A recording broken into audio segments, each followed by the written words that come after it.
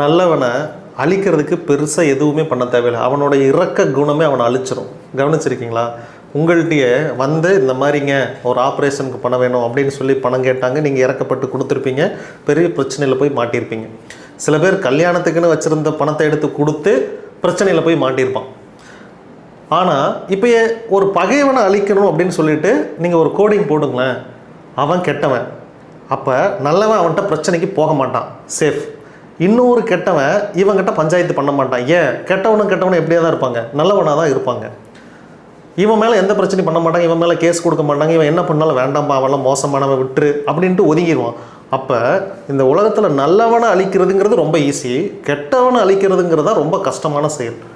அவன் பார்த்தீங்க அப்படின்னா அவன் கண்டிப்பாக வசதியாக இருப்பான், அவங்ககிட்ட கார் இருக்கும், அவன் உடல் உழைப்பு எதுவும் இருக்காது, அவங்ககிட்ட ஹெல்த் இருக்கும், இது எல்லாமே இருக்கும், அவன் பிள்ளை குட்டிகளுக்கு நல்ல சொத்து சம்பாரித்து வச்சுருப்பான். இவனை அடிக்கணும் அப்படின்னா இன்னும் ஒரு குழந்தை பிறந்து வந்து அந்த ஜாதகம் ஏதாவது மோசமான ஜாதகமாக இருந்தால் மட்டும்தான் இவனை அடிக்க முடியுமே ஒழிய, கெட்டவனை அழிக்கிறதுக்கு இங்கே பல கோடிங் கடவுள் எழுதணும். நல்லவனுக்கு இவன் நல்லவன்னு சொல்கிறான் பார்த்தீங்களா, அந்த ஒரு வார்த்தையே போதும் அவன் வீணாக போகிறதுக்கு. அதனால தான் நேர்மையானவனுக்கு பேர் வந்து பிழைக்க தெரியாதுங்க. இது உண்மைதான். நீங்களும் சுதாரித்து இருந்துக்கோங்க.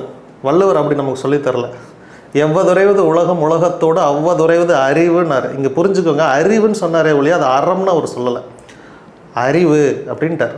நீ தான் யாருக்கிட்ட தலையை காட்டணும், யாருக்கிட்ட வாழை காட்டணும்னு புரிஞ்சு நடந்துக்க அப்படின்னு சொன்னார்.